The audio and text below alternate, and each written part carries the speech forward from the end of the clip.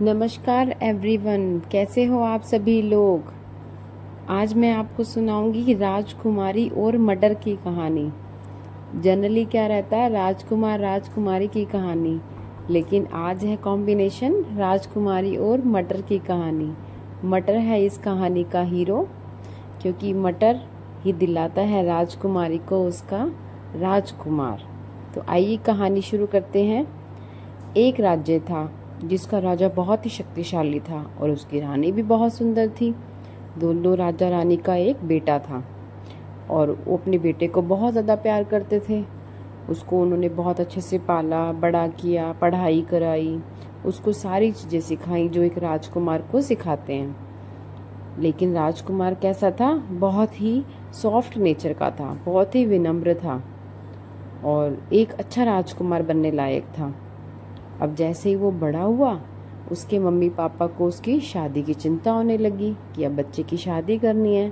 तो उन्होंने क्या किया, अपने आसपास जितने भी राज्य थे उनके सभी राजाओं को एक मैसेज सेंड करा दिया कि हम आपकी बेटी के लिए अपने राजकुमार का रिश्ता भेजना चाहते हैं। लेकिन राजा रानी क्या चाहते थे, वो सभी राजकुमारियों से खुद मिले, उनको समझे, उनका नेचर देखे कैसा है और उनमें से चूज करे कि उसको किस राजकुमारी से शादी करनी है।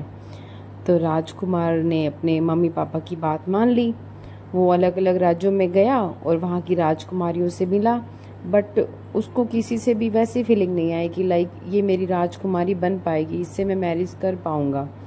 लेकिन थोड़े दिनों बाद फिर क्या हुआ, उस राजकुमार ने अपनी शादी का विचार ही छोड़ दिया कि मुझे तो मेरी पसंद की कोई वाइफ मिल नहीं रही है, तो फिर अभी मैं थोड़ा सा इस प्लान को ड्रॉप करता हूँ और जो अपने राज्य है उसके कामकाज में ध्यान लगाता हूँ। एक दिन क्या हुआ, शाम का टाइम था, तेज बारिश हो रही थी। तभी महल के दरवाजे पे एक लड़की आई। उसके सारे कपड़े भीगे हुए थे और उसके बाल भी बिखरे हुए थे। उसने दरवाजे पर खड़े सैनिकों को बोला कि मैं पड़ोसी राज्य की राजकुमारी हूँ और बारिश की वजह से यहाँ फंस गई हूँ और ऐसे मौसम में वो अपने राज्य में भी वापस नहीं जा सकती, इसलिए यहाँ पे रुकना चाहती हूँ मैं। लेकिन उस लड़की की हालत को देखकर किसी को यकीन नहीं हुआ कि वो राजकुमारी है।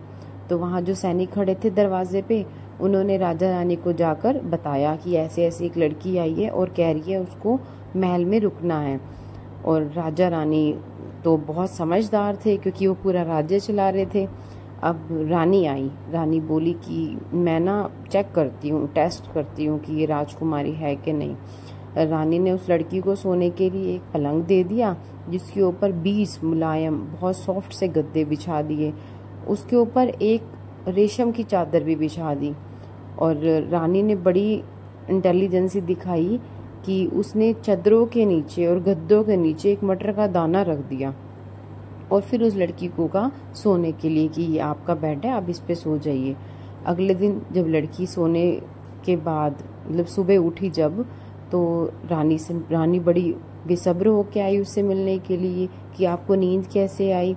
तो उस पर लड़की ने जवाब दिया, मैं तो पूरी रात सो ही नहीं पाई, पता नहीं मेरे बिस्तर के नीचे क्या था जो मुझे चुभता ही रहा सारी रात और मैं नहीं सो पाई अच्छे से।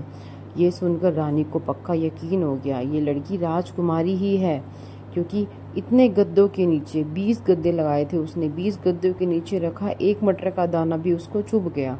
ये भी बहुत सेंसिटिव है जैसे कि मेरा बेटा है। तो उस रानी ने देखा कि मेरे बेटे के लिए बिल्कुल एकदम परफेक्ट मैच है ये लड़की।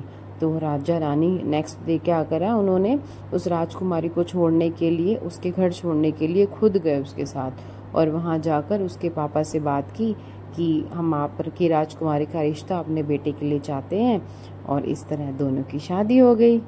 तो इस कहानी से हमें क्या शिक्षा मिलती है, शिक्षा तो नहीं, लाइक हमने क्या देखा इस कहानी में कि आपको जैसी परवरिश मिलती है, आप जिस माहौल में बड़े होते हैं उसकी झलक आपके बिहेवियर में कहीं ना कहीं मिल ही जाती है।